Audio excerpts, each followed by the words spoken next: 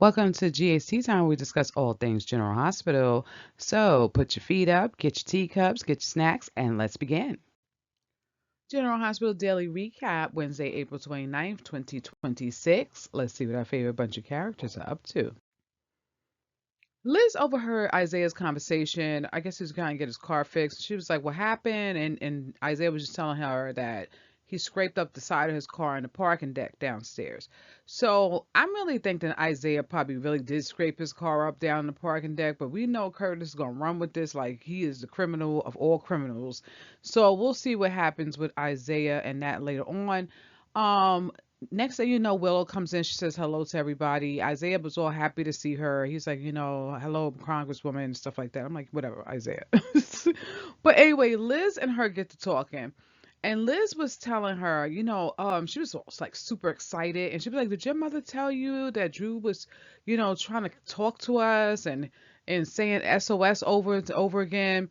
And Willow's taken back. Now this is weird. I was like, why would Nina tell Willow that this happened, right? But she didn't tell her. So anyway, Liz is going in on how they can get these little other devices so Drew can communicate better. And she was just like, going in on Willow, like, when can we get this? And Willow gave her some dumb excuse about, I can't get that device. It's just gonna make Drew think that I don't believe that he's gonna get better, and she didn't want to insult him like that. So Willow, Liz is looking at her like confused, but she was like, okay, well, if you think that that's for the best, but she still was kind of pushing a little bit. So I'm telling me Liz probably gonna get that little device, that little thing, and go over there and communicate with Drew. That's probably how he gonna wind up telling somebody who what happened to him. But right now she's going with Willow's excuse, that little wonky excuse that she gave to Liz. But Liz did look at her like sideways, kind of like that doesn't make any real kind of sense. Valentine and Carly's in his kitchen, and Carly's going off of Valentine for the 100th time, telling him he need to be in hiding, that he need to go upstairs because somebody could come walking in at any moment and he's just insisting on cooking her dinner. He's like, he don't want to eat out again. He was like, let me fix something. Then he was getting close to, like, looked like he was gonna kiss Carly again, and I'm just like, every time they get ready to get something going, here comes somebody. So anyway, Michael comes in, screams out his mother's name. He's like, "Mom," looking for her. And Valentine, she pushed Valentine out the door so he can, make haste, get out of here. So, um, Michael comes in and he starts telling Carly his plan. And just what I was thinking, he wants to push Chase and Willow together so that they can have an affair. Because he feels that if she has an affair, her husband's crippled or whatever, and it's gonna make her look bad. Like she's having this affair with her husband is sick, and then it's gonna, the perception to everybody is gonna be like she's just a bad person, gonna make the Congress people look into her, and maybe that'll just get the hot seat off of Michael. I don't know. The rest of this plan seemed a little sketchy, but some of it seemed like it might work. The only thing, Carly was kind of going back and forth with him, but she was like, "Well, how do you feel about doing this to your cousin?" And he was like, "Well, with him, Michael, he was like, he didn't want to face the fact who Willow was, but this would help Brooklyn see who Chase really is." And I'm like, I get it, but then on the other hand, I'm like, it's kind of messed up because Brooklyn's gonna be devastated. And so Michael seems like he gonna run through with this plan. I think, look, I think he got something there. I think it ain't gonna take much for him to push Chase into Willow's arms. He was also saying Willow can't be by herself. She needs somebody to, justify who she is, and what, she just can't be alone. So he just is sure that this plan will work. I'm sure his plan will work. I just feel bad for Brooklyn. When Michael left, Valentine came back out, and Carly was kind of like, Michael left, and he was just like, "Oh, good, because I was gonna have to kill him if he had found out he was dead." And Carly was just like, "Don't be joking around like that." And I hear you, Carly. Don't be joking around with my kids like that. So anyway, they start talking about that plan again, and Carly thinks the best plan is don't. She doesn't want Valentine to kill Brennan because she don't want them to be hunting Valentine down for forever, right? She wants, if they put the thing on Brennan and Sidwell and all of them, and then Valentine gets exonerated, because it'll look like they set him up. She was like, that's the better plan because at least he'll be in her, she cut herself off because she was like, I don't want to lose I don't want to lose you. She was gonna say Valentine, but then she cut herself off because she don't want Valentine to know how much she really starting to care about him. So he was kind of fishing, and she just was like, no, that's the better plan because at least you'll be here, and I won't lose you like Jason and stuff like that. So yeah, Carly's catching big feelings for Valentine, but it's gonna be interesting because I think Valentine's gonna have to leave for a little bit to go find out what's going on with Anna. So we'll see what happens with this. But I always appreciate some Carly and Valentine scenes. Guys, if you haven't already, don't forget to hit the subscribe button because it really helps the channel grow. So, Curtis was in there talking to Laura, and he wanted to bounce some stuff off of her to see if he was, making sense, I guess. I don't know.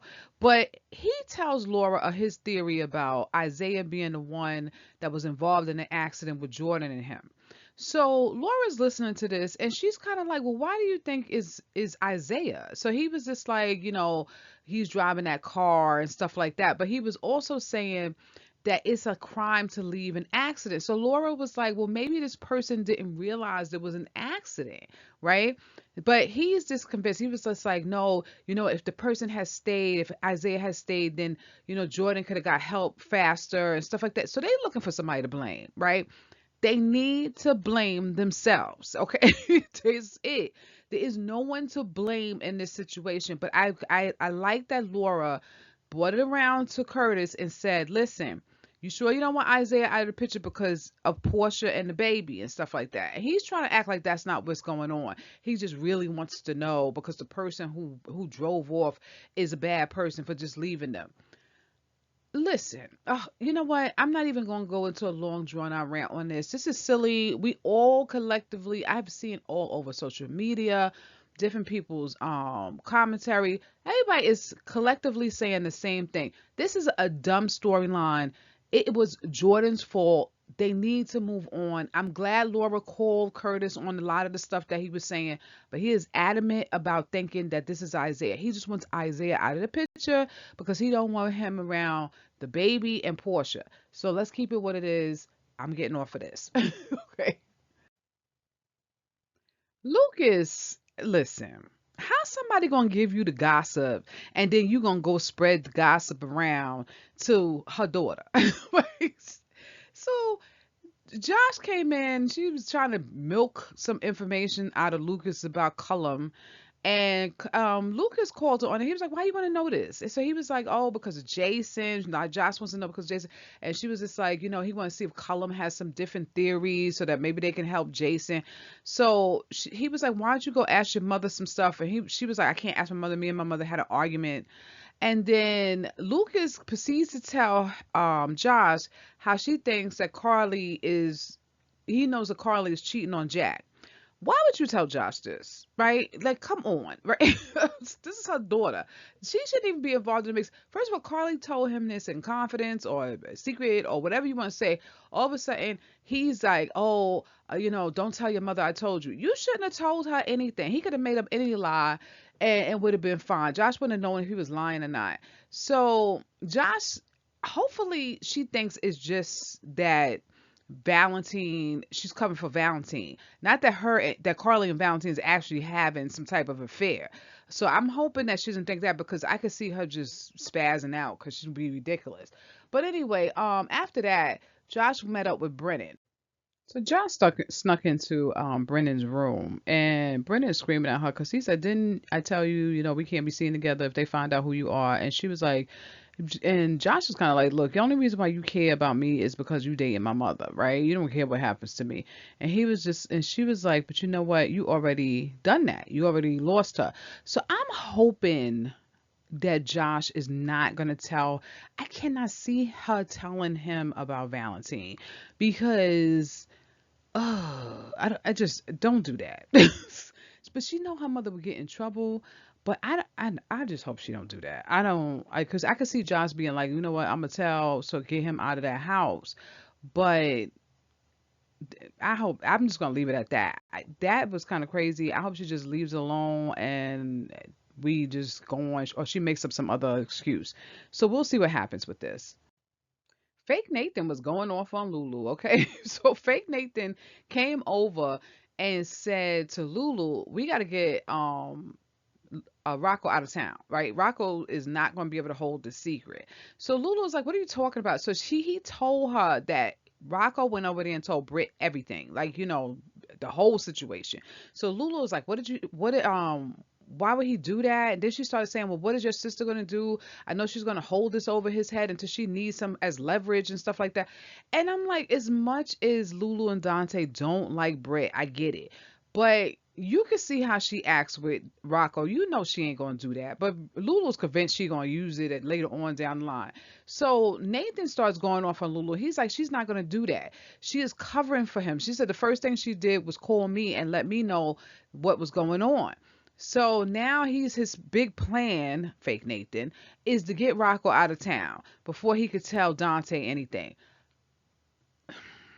Dante is this boy's father. It's just like, I'm concerned about him telling Dante. I just don't want him to do what he did with Michael back in the day. But I can't see Dante doing this. This is his child, right? This is Nathan's plan. Get him out of town. I don't think this is a good plan. Rocco, you have to watch this kid. But anyway, Lulu, it was going off. She's like, I'm not doing that. That's my child. I'm not just sending him away and abandoning him and all this other kind of stuff. So, Nathan really started going in on Lulu. I was like, so this ain't the real Nathan. It was just Cassius, because he was breaking. And he was like, you just want to keep him here for selfish reasons for yourself, right? So from there, the door rings and it was Isaiah. So Isaiah came in to give Rocco some more medication. Nathan is sitting there looking at Isaiah, kind of basically telling him, don't tell nobody what you know. So Isaiah was like, well, I can't tell nobody what I know anyway, because if you think about it, he came to treat Rocco's hand, which is, he didn't report it. It's a gunshot, something gunshot related and stuff like that. So he basically can't tell nobody where he was at. Again, leading up to, we know Curtis is going to make a big deal about this nonsense. He's going to go and tell people. Isaiah can't tell people where he was at. His car is scratched up. It's going to be a mess. So, with that, Nathan, Isaiah said he got them. He ain't telling nobody nothing. And Nathan's dumb plan, this is what he's going to tell Lulu. I hope Lulu don't send that boy out of town. I'm telling you, all this is going to lead up. Dante going to be done. I don't even know if he's going to let that boy stay over there and see her after this. So we'll see what happens with this. So Crimson was a busy place, right? So Nina is there, she working, and Jacinda and Charlotte. So Brennan comes in. He's like, he want to go see Nina. So Jacinda was like, well, I could tell her you here. He's like, oh, she already knows that I'm coming. Charlotte was giving him such stink face. She was just like, whatever. She was just like, she didn't want to see nothing to do with this man. So Brennan comes in playing nice with Nina. He was like, look, I'm going to back off, on trying to push you for information. He was like, and she don't have to push Charlotte no more. Just leave it all alone. So Nina wanted to know why he backed off. He said, oh no, just some good faith. But if she finds anything out, let him know. So Nina was like, okay, but she don't know about that whole conversation that Willow had with him. And I think Benner's is biding his time. I don't think he's gonna stay like that. He probably got something up his sleeve. Jacinda's out there trying to push Charlotte for some information, but Charlotte is not saying much. I hope so bad that Charlotte don't say where this man is at. So after that, it's so funny. Charlotte goes in to see Nina to take her some paperwork. She basically like threw the paperwork at Nina. She was like, I thought you was my friend. But Nina was trying to apologize to her, and Charlotte wasn't hearing it. She was like, no, she left. So Jacinda again goes back in trying to get Charlotte to talk.